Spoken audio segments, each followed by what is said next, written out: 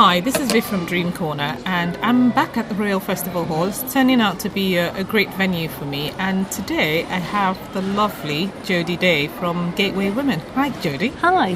How are you doing? Really well, thanks, Viv.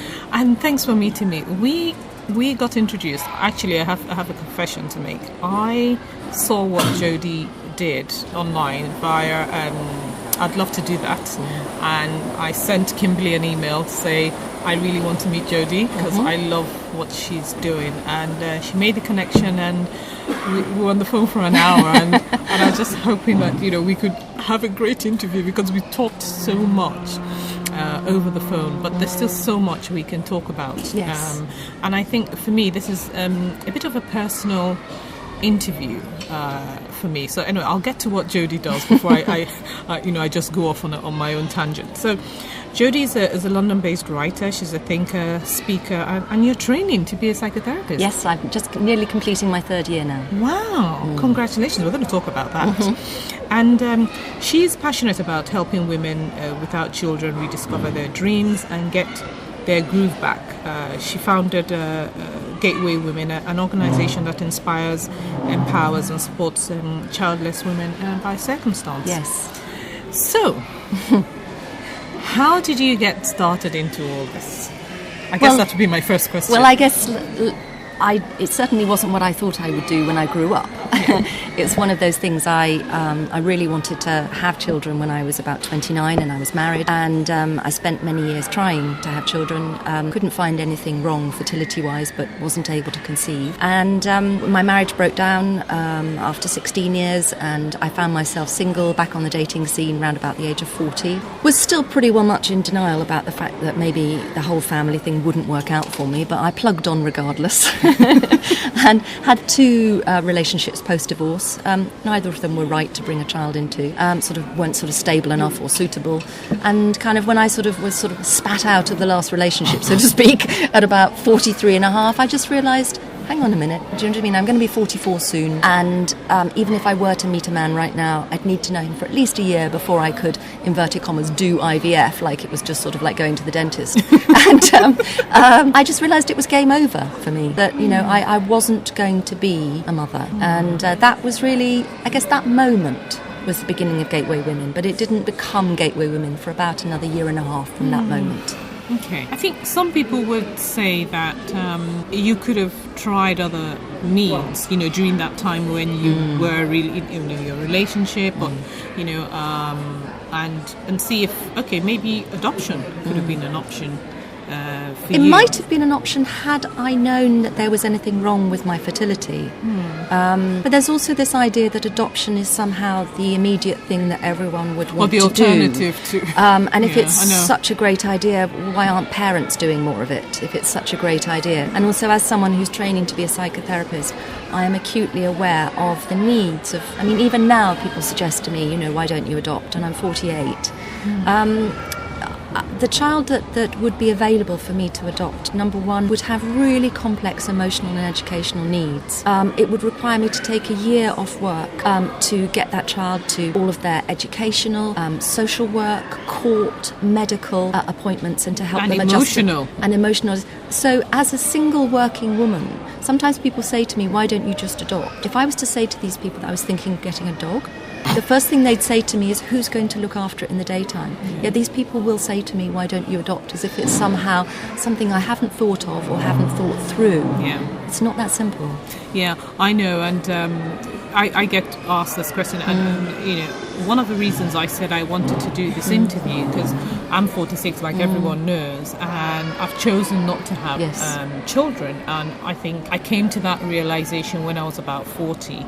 I think as a Nigerian, and this is one of the things that we're talking about over the phone, and I thought it was just an African cultural thing when you didn't have a child and you were sort of, left on the heap. But it turns out that other communities have the same thing of if you're not a mother, you're not considered to be a real woman. You're not quite grown up either. Exactly, and I think for me that still hurts me that I'm not considered to be any other thing, or I wouldn't be seen as any other thing but someone else's mother. Or majority of my friends, I think maybe just one or two don't have children of my age, and I think one of them is childless, and she feels quite left out. She's changed in terms of who she is because she's been unable to have children, and it's the pressure that society puts on people who don't have children, and she lives in Nigeria, so that's even more of a social stigma if you're not a mom. I think in some ways what sort of being childless or child-free as a woman does, especially as we get older and there's no longer people stop thinking that it's going to happen to us one day, I think it's sort of like a bit of unfinished business of feminism, because the amount of stigma that childless and child-free women face and the amount of sort of assumptions that people make about us, that we wouldn't understand this because we're not parents, or we're not fully evolved as women because we've never experienced the total unselfishness of being a mother and things like that. There's a lot of sort of hidden misogynism, I think, which can't be directed towards mothers because there's something sacred about them. It gets dumped on us. Yeah, and I think until I met you, I hadn't quite confronted, maybe confronted is too strong a word. Oh, let's go with it. But you see, I hadn't really confronted what my feelings were, because who do you talk to? Where do you have that conversation? Where do you have, especially if you've chosen to be child-free? Yes. And I came to that realization that I wasn't going to have children when at 40, I don't know if I mentioned this to you, I was at this conference and this lady was talking. She was in her 40s at the time of this conversation, and it was about 6-7 years ago. And she was saying that she didn't have any children, and that lots of women, it was a women's talk, and she was saying that lots of women here are praying and believing and expecting to get pregnant. And she said, well, you can be a mother other than the fact that you would physically give birth to a child. And if you so believe that you are meant to be a mom, then, and you still have time on your side, why don't you, start mentoring a child, looking after a child from far away? And then that would give you that feeling that you're mothering a child, rather than saying, oh, woe is me, I haven't had a child, and all that. But sometimes the urge to have a child, and I do this, I work with this a lot in women, is because a lot of things haven't worked out in someone's life, and maybe their job's not going that well, maybe their relationships aren't working out, maybe life isn't quite as quite what they thought it was going to be, because quite frankly, whose life does turn out the way they thought it was going to be? It's always... But, they don't feel they have enough status, they feel a bit lost, there's not enough meaning in their life, and suddenly a baby does seem to be the answer to a lot of those things. I call it, when did your life develop this baby-shaped hole? That you think only a baby can fulfill. Because whether that's a good or a bad thing to do, it's not a value judgment as far as I'm concerned. It's just... I'm happy you said that. If you believe that a baby is the answer to your problems and you can't have a child, you're going to be absolutely gutted. For the rest of your life. Yes, but perhaps that belief that a baby is an answer to your problems is part of the problem.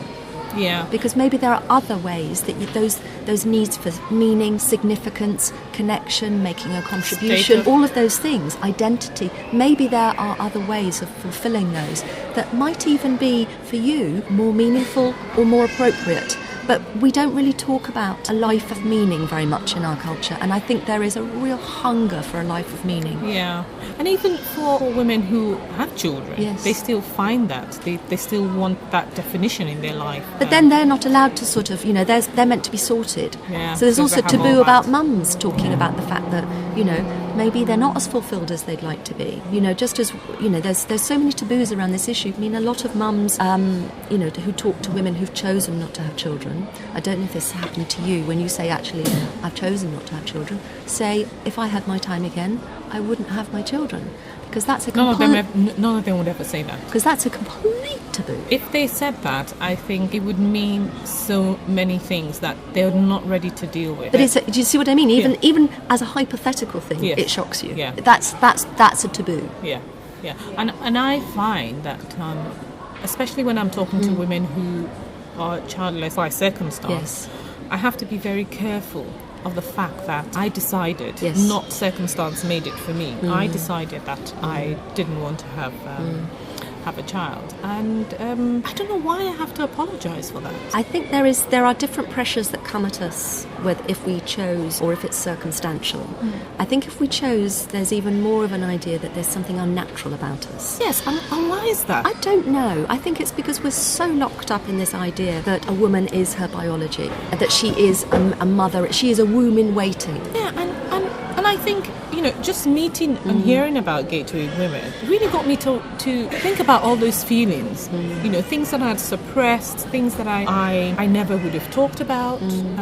So this is something I'm going to actually open up, and write a blog about it, about how it's never really been something I could talk about, because really you don't want to offend people who have been trying to have children. You don't want to say, well, actually, I decided. I know I can have children, but I just decided. It's almost being smug, and then you're throwing it in their faces because they're unable to have children. But that's not what I'm trying to do. I'm just stating my case that actually I've chosen for various reasons. And I think my reason was when I got to 40, I said, well, I want to be married to have a child. I don't want to have a child out of wedlock. And I think it'd be difficult to be a single parent. And I've always believed that's my value. I want to be in a relationship. And when did that become a strange and unreasonable thing to want? To have a partner and a secure relationship, to have a family? Suddenly it's like, wow, you want the whole package. Yeah. That's normal. When did that become like a weird thing to want? Yeah. And I just said, well, if I'm not in a relationship, I'm not going to go to be in a relationship because I want to have a child. I wouldn't force a relationship. There are people I dated, but it's just unsuitable to even think of marrying and let alone having a child with them. So I just said, well, if that's my lot, that is my lot. I'm happy to. And I tell you what, as soon as I made that decision that I was okay with not being a mom, I tell you the pressure that came off me wanting to be in a relationship or desperately trying to find this relationship that would give me this whole package that I was asked. And it just made it easier for me. Okay, since my biological clock is not ticking anymore, then I can kind of take my time and... I agree. Since I realised I wasn't going to be able to have children, I also realised that the pressure is off in terms of dating. Yeah. And I also noticed that my ideas about the kind of relationship I wanted were changing. Exactly. And I didn't know quite, and I realised I knew what I didn't want, but I wasn't yet clear on what I did want. So I've stayed out of it. And you have enough time to explore what it is you want, which would best suit you for your time now, because you're a different woman than when you were 43, when you when you found out when your relationship came to an end and all that. And so you're a different woman. You found a bit more about yourself. You've rediscovered yourself. I don't feel I need completing anymore. Exactly. It might be that I'm now so utterly terrifying. Nah. But I'm really looking for my equal now. Yeah. In a way that I wasn't before. And there's also the M word, the menopause word. And I think as my estrogen levels are dropping, I think I'm just getting feistier and feistier. Is that normal? Should I wait for that? Well, what were you like? What were you like before puberty? I can't remember that. That's too come far. on. Oh, I can. I can remember what I was like when I was 10, 11. Really? I didn't think about boys. I just thought about climbing trees and conquering the world. No, I thought about boys then. Yeah. What about before you've thought about boys? I was very girly actually. Yeah. Very girly. Well, maybe that's coming back. Yeah. I still like the things I used to like. Yes. So yes. I feel more like I did before puberty. I feel much more confident, much more sure of my own mind. I like myself a lot more. That I think that the estrogen, the bonding, the kind of... I know it sounds really terrible, but I'm not as impressed by men as I used to be. Well, no men are listening to this, so that's a good thing. So I'm waiting to meet an impressive guy. You will? Yeah. And I think... I will. But I'm no hurry. Yeah. So let's talk about that. One of the things I was on your website, and like I said in my email, that I could spend the whole day on your website. You write very beautifully, Thank I have you. to say. And I don't know if it's me or you just tap into something that maybe because I haven't seen anything that anything like you before. What Gateway Women does. So it became. I couldn't get enough of the information that I found on your website. And one of the things you talk about is that these stats, which say that 1 in 5 women in the UK or US are reaching their mid-40s without having children. And it's doubling in this our generation. Yes. And some have chosen to be child-free and some by circumstance. And do you think it's because women are leaving having children to later, because we think, well, we don't have to be defined by motherhood. So we want to have a career, want to experience life, travel, and do so many other things. So they're leaving it to a later stage and then discovering that, well, actually, I still don't want, for the child-free women, I still don't want to have a child. But for the childless women, it becomes a realization that, oh, I may have left it too late. There's a lot in your question. Okay, all right. Shall I break it down? A lot of child-free women that I know and I come across have known since they were very young they didn't want to have children. Oh, really? Yes, some of them have known since they were children, since they were adolescents. They've been absolutely clear. And I know many, I don't know any personally, who seek to, as they call it in the States, have their tubes tied. And they can't find doctors who perform the operation on them in their 20s because the doctors say, you will change your mind, you'll change your mind. And it's a big thing. They really want to be sterilised. They're absolutely sure. And they get driven nuts by people telling them that they'll change their mind. Is it because of personal circumstances, maybe trauma?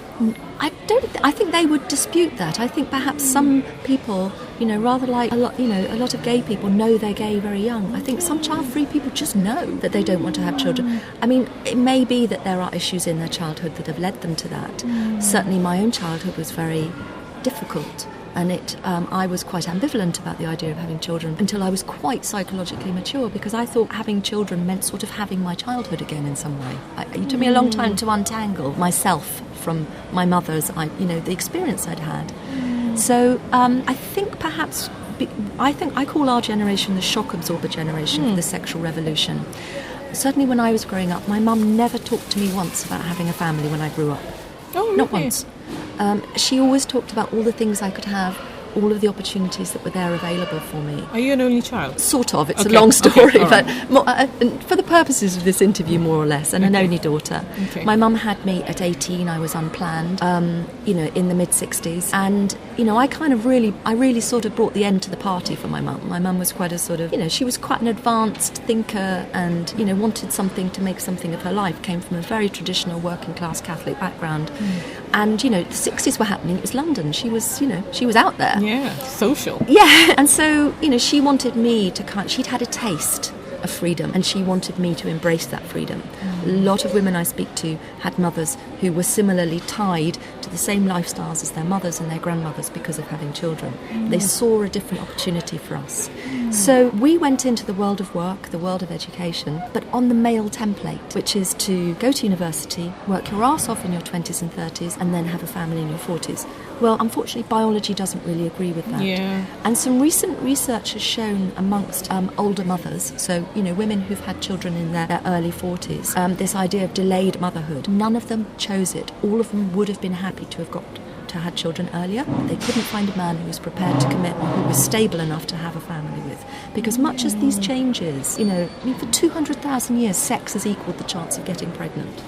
It changed 45 years ago. It's massive. It's hardly surprising that both men and women are trying to find a new way to balance this.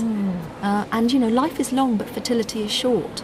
Yeah. So trying to pack everything into the first, 35 years is probably a bit daft. So it's interesting, and I think from the women you work with who are childless, yes. Do you work with child-free women as well? I don't, but I know some. They're in a very different place usually because although they may face some of the same stigmas and challenges in terms of identity, they got the life they wanted. They chose not to have children. Yeah. So in a way, I really admire child-free women because they have known for a long time that it is possible to create a meaningful life without children. So I find them inspirational. It's funny you say that. I didn't know that. I think I've stumbled through a lot of my 30s and into my 40s with really trying to rediscover who I am and what I really want. Not what I've been told to want or what I imagined I should want, what I really want. And I find that a lot of people don't like that. No, it's quite threatening. A lot of people don't like that. So the fact that I want to take risks just to see what things are, I'm willing to explore. If it doesn't work out, then it's my heartbreak. I don't want it to be someone else's heartbreak. But, I think people feel the heartbreak for me. And I want them to just know that, well, I'm doing what I feel like doing, what I want to do. It may not work out. I may be making wrong decisions along the way, but they're my decisions. I always go on this thing that, what if? Those two short words that mean so much more. They're so strong and so powerful. I would hate to go through life thinking that I could have done something but because someone said it was going to be difficult, I turned back and I said no. So the subject of regret is a really interesting one, because a lot of the women I work with, one of the things they're terrified by is the idea that they're going to regret not having children, and that somehow that this regret is going to cripple them for life. Yeah. And they're looking for reassurance that, you know, sometimes I work with women who are not sure if they're childless or child-free, and they're thinking maybe I don't actually want them, but I'm just so terrified of the idea of regret that I might have to have children just to insure myself against it. And I kind of talk to them and I say, is there anything you've done in your past that you regret? It's like, yeah. And it's like, have you been able to kind of come to terms with it? And it's like, yeah. So what makes you think that even if there was a little bit of regret about this, potentially, that you wouldn't be able to come to terms with it? And it's that conversation that's not happening in the culture. No. It's like, if you don't have children, it's the end of the world. Yeah. And if you, especially if you've chosen not to have children, then that's going to be your one regret in life. Which I think it's really sad. And I was having a conversation with a lady when I said to her I wasn't going to, because I'm very conscious of it. Yes. To say those words, especially if they have children, or, you know, I just feel people find it so natural, especially as an African, that you say you don't want to have children. Like, you know, it's that thing of you've been westernized. Right. How dare you? It's not how dare you, but why would you say that kind of thing? So I was saying to this lady, and this was very recently, I said, well, I've chosen not to have children. Oh, what? You know, you could still have children. She didn't hear you, did she? I said, I know that. She said, you could try adoption. I said I didn't want to have children. She said, and then she went on to tell me a story about this lady who was 50 and been waiting to have children. The miracle baby stories, as I call them, yes. And she got pregnant. Like, that's good for her. She wanted a baby. That's what I said. I said, she wanted a baby. And I said, I don't want a baby. Oh, okay. All right. Yeah, okay. So all the things I said before, she didn't hear me. But it was until she had said what she had to say, and then she kind of acknowledged the fact that I said I didn't want to have children. And for me, that was... How did you feel? I honestly, it hurts me.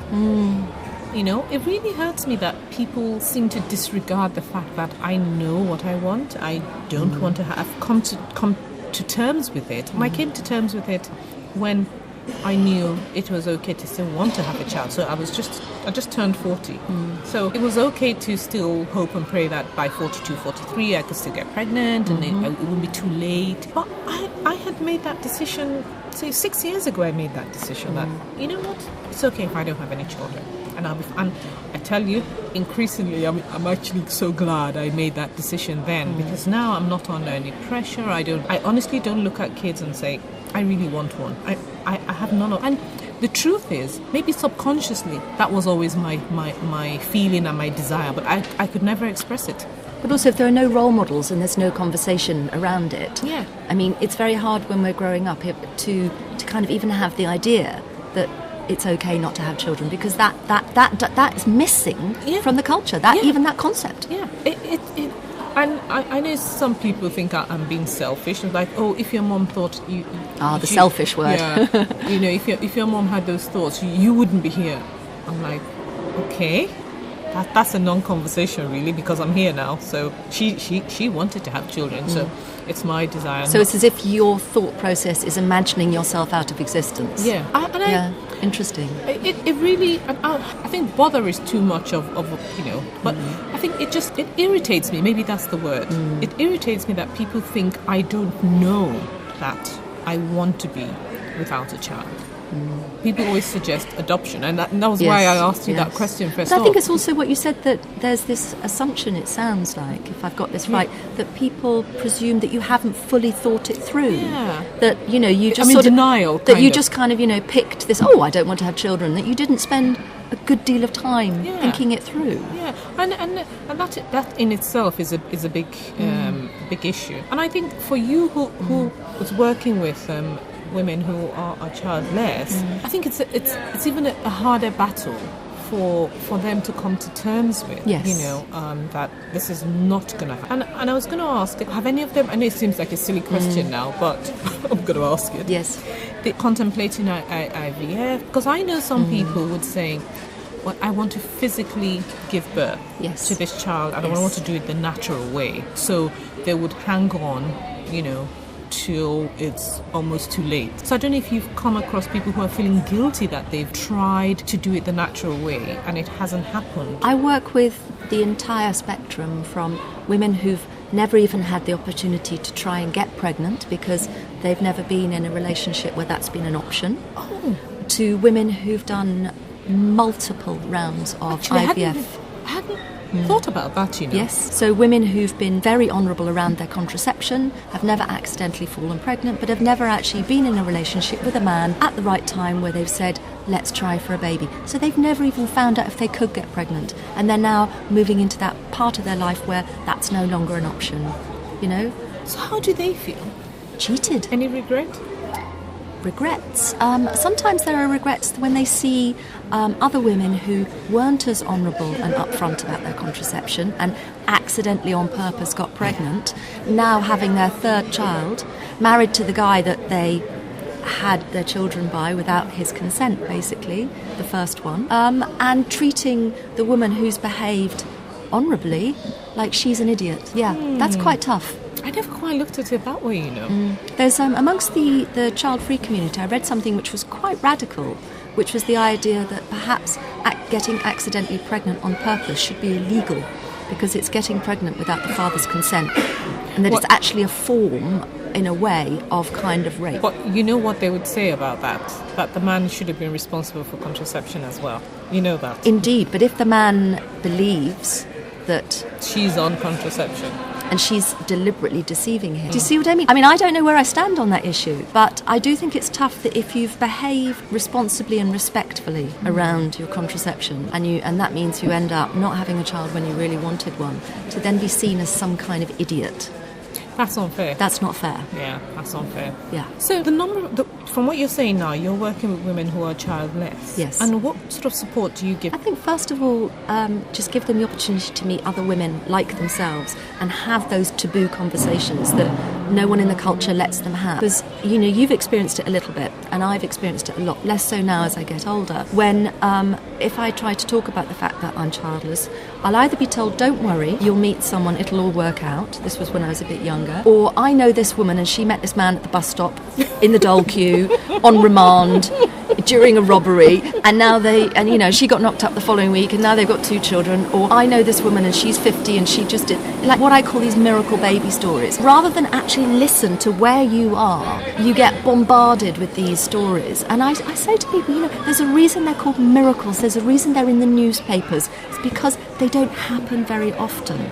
To build your life strategy around hoping for a miracle is like trying to build your sort of income stream by hoping to find £50 notes in the street. Yeah. It's just not going to happen. The media only feeds us stories of the success stories.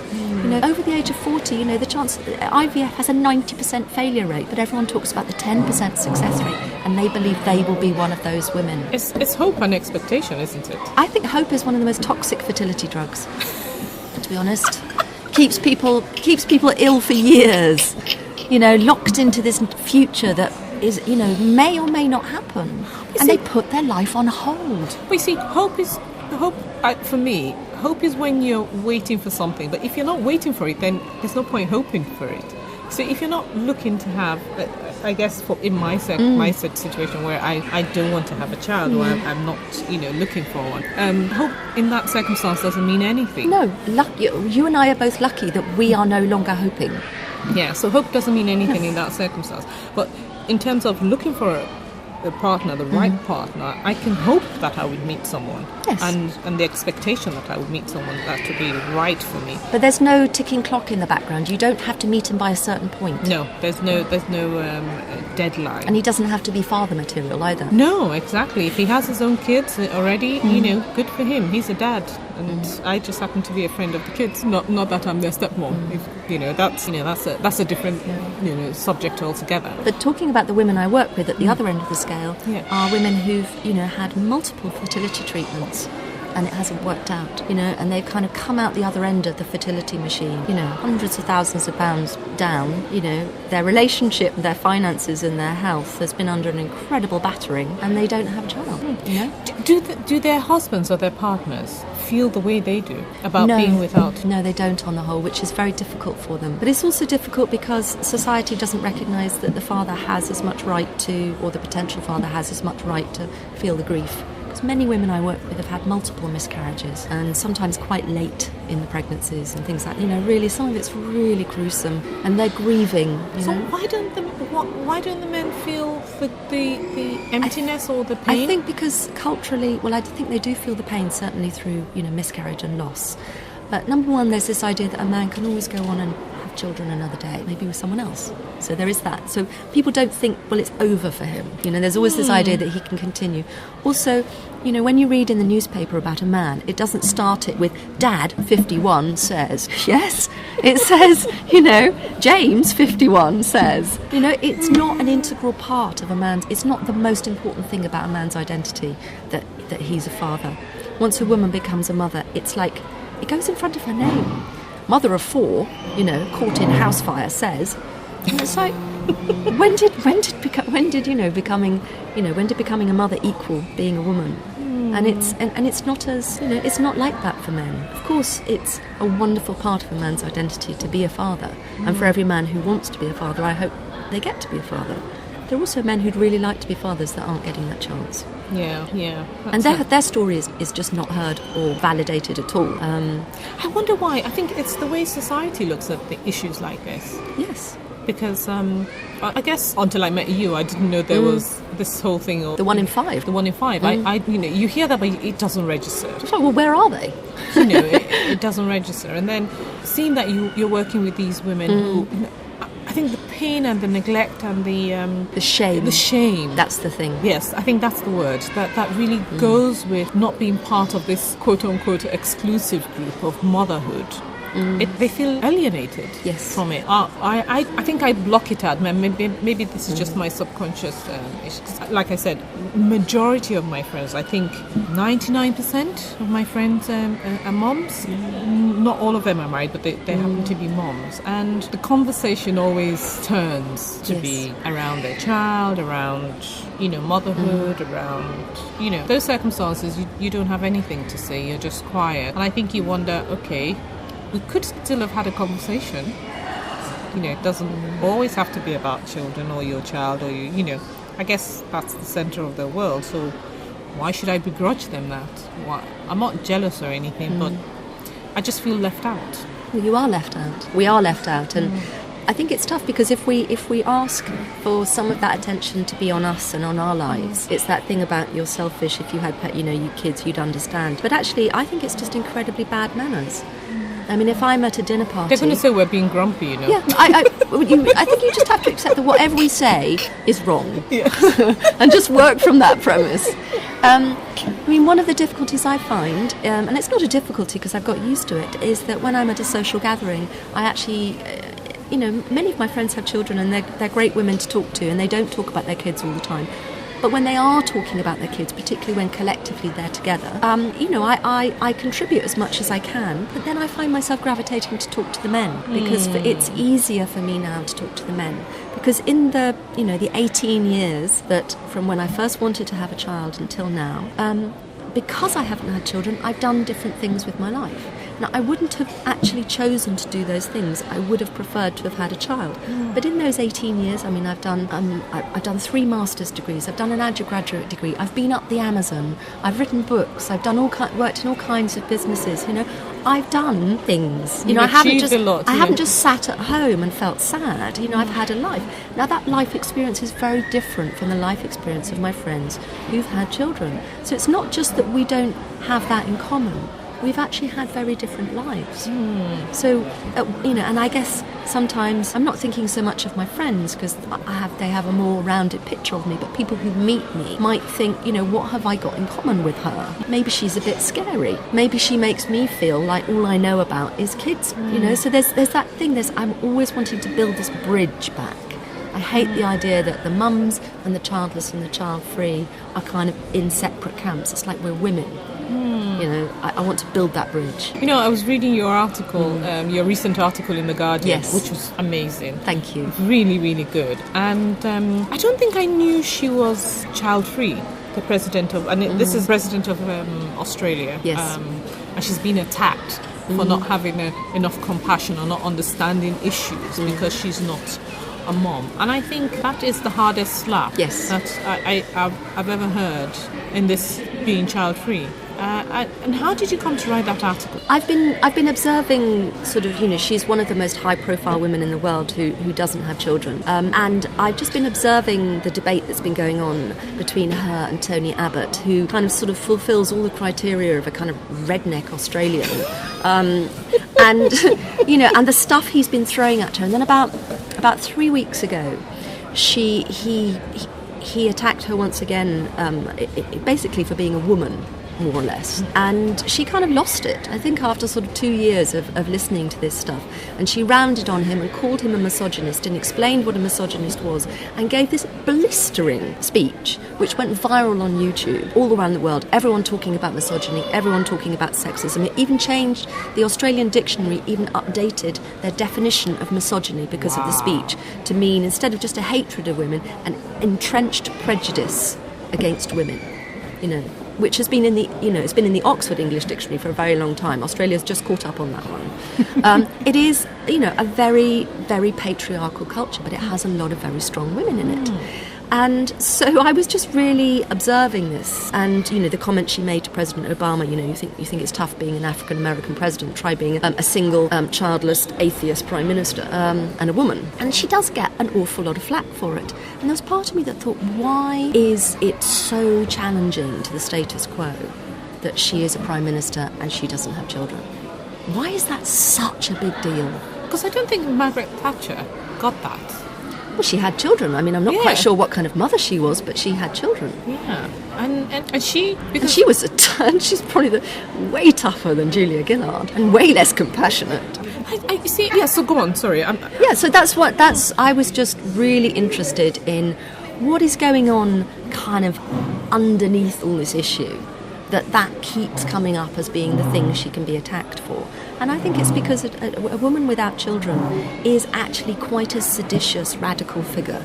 Because it shows if a woman without children can attain the same position of power as a man, it shows that actually the thing that's holding women back is not their ability, it's the fact that they're spending 3/4 of their life bringing up children and perhaps taking care of their husband as well. So it brings into question the whole idea of what are women doing with their lives and why aren't they being paid for that? In a way, our whole culture is built on this massive free labour called motherhood, which is given this great status but no pay. Yeah. And so it calls into childless women call into question the foundations of our society. It makes a lot of people uncomfortable because it's a mirror they don't want to look in. Yeah, very sadly at that. It's very sad because I think as a society we should be embracing women who stand up for what they want, make the decisions they want, and if her decision not to have a child is the decision she's made, then celebrate it equally as someone who decided to have a child. I have a feeling, and this is a bit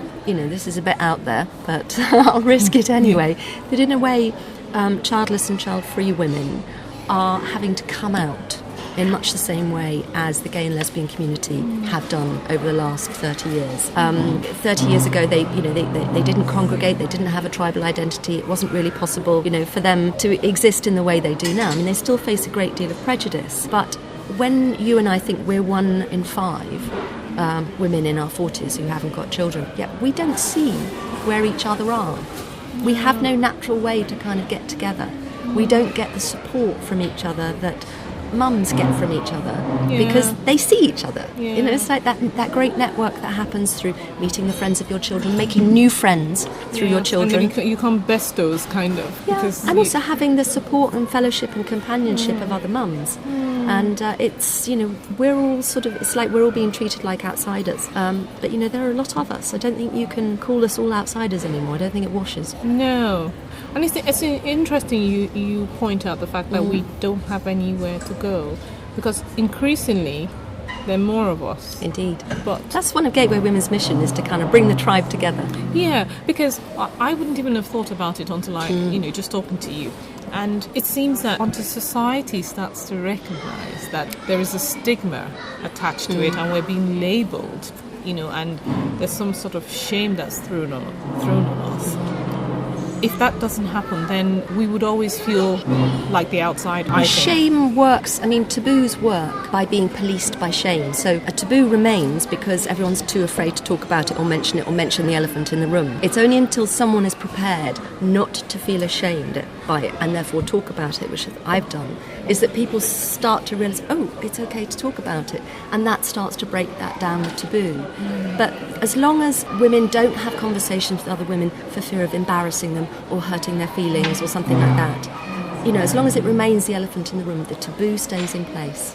And like all taboos, someone starts talking about it, and gradually it gives other people permission to talk about it, like you and I today. Yeah. And then that ripples out. And I can't tell you how pleased I am that I've met you. Honestly, I really likewise have. Yeah. It's been, I think, part of my journey to understanding myself and understanding that it is okay. It's almost like it's finally okay to say yeah, it's finally okay. To say I'm okay not having any children, and I'm not going to force myself to want to be what other people want me to be, because I know a lot of people desire for me to be a mum, but I don't desire that, and it always, I always say to my friends, when I say I don't want to have children, and because I'm a Christian, and say things like, oh, well, God might have other plans for you. And I always question, so God, who loves me and always, is after the desires of my heart, he's going to forget the desires of my heart, and he's going to address the desires of your heart for me to have a child, which I don't want. How does that work? And they're like, oh, how God works. I'm like, no, that's not how it works. I have to desire it for it to happen to me, and not your desire projected on me for it to happen. There are a couple of great books I'd love to recommend to you. Okay. There's one called The Baby Matrix by Laura Carroll, which is a book about what is called the pronatalist assumption, which is that, that everyone's meant to have children. So she's a child-free writer. It's an amazing book. I recommend it to you and your readers. So that's The Baby Matrix. Another one, which is written, actually, there's quite a lot of faith-based angles in it, is called Being Fruitful Without Multiplying. Oh. Yes, which has just come out in the US. I read it in the summer and wrote a great review for it. Did you? Yes. Is it on your website? It isn't, but I will put it up. You should. Yes. Yeah. And that has some Christian and various other sort of stories, and that's actually the stories of individual women from all around the world. There's 3 authors who give their stories. I think 2 are child-free, 1 is childless, and then lots of stories from around the world from all kinds of different cultures. That would be an interesting one. It will. Yeah, that would be fantastic. And my book, sadly, is not ready yet, but it will be soon. When is it coming out? It should be on my website by the end of the year. Wow. What is it focusing on? It's focusing on what I call Plan B. So it's called Reignite. Create your Plan B for a meaningful and fulfilling life without children. So it's like a 12-step. It's like a 12-week plan, which is kind of what I work with women in my groups.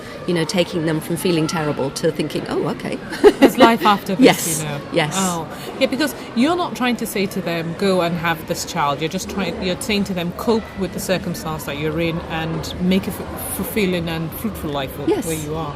Yes, absolutely. Which is brilliant, I think, because life throws you all sorts of things. You just have to. Oh, really? It does. Mine's been a complete doddle. Oh, yeah, right. And we all have to cope with whatever circumstance we find ourselves in, and not feel woe is me.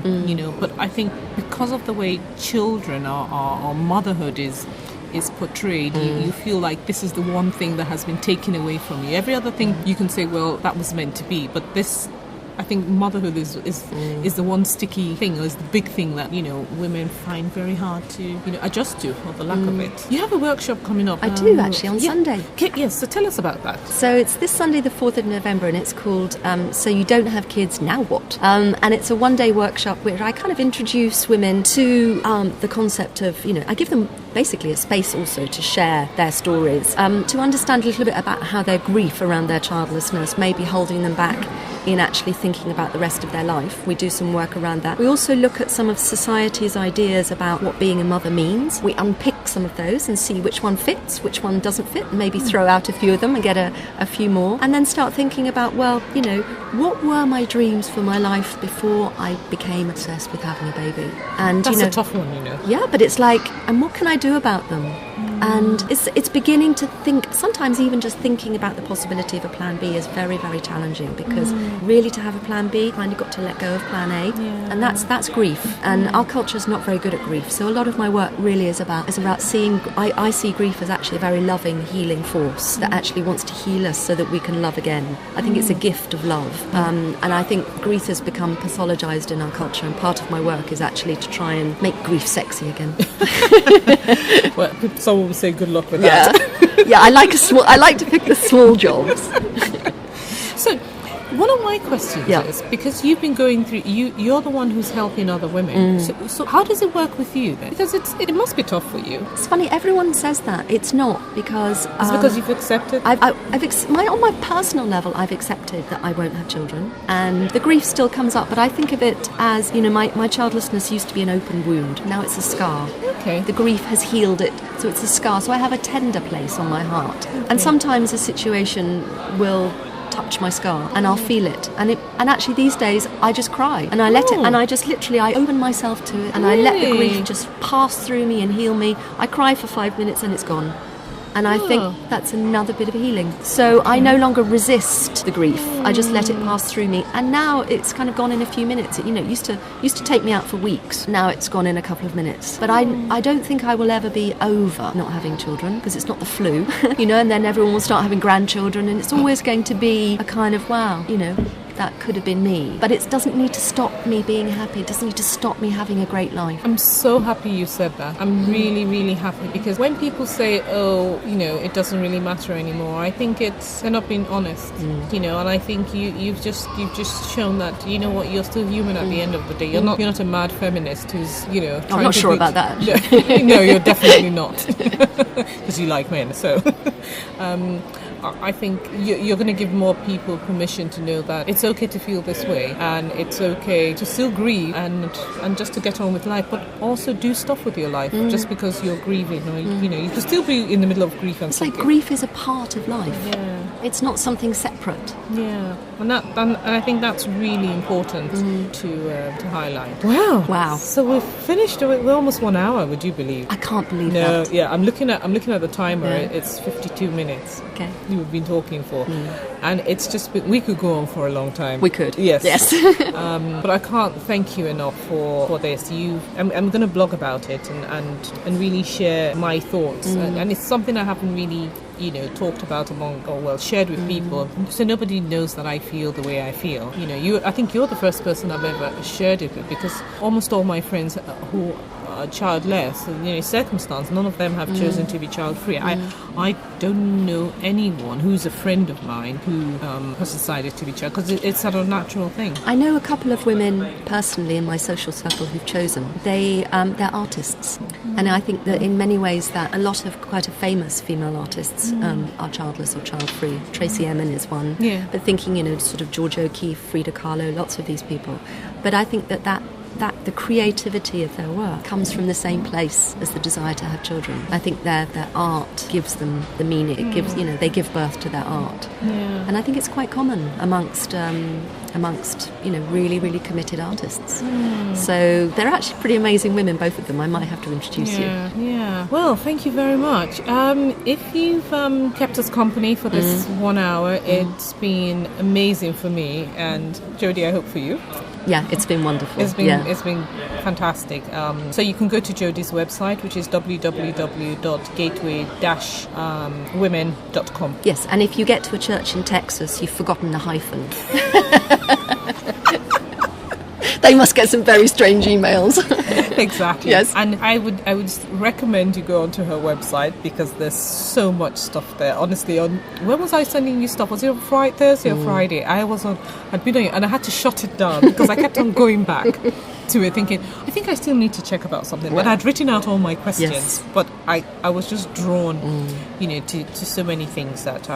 That's a great compliment. Thank you. No, and you write beautifully. I don't know. You speak to my heart. Maybe you it comes from my heart. Yeah, so it definitely you speak to my heart on that. So thank you very much for this interview. Thanks, Viv. And yes, another day on Dream Corner at the Royal Festival Hall. I'm back here for another interview soon. So check out the website. Okay, cheers and bye bye.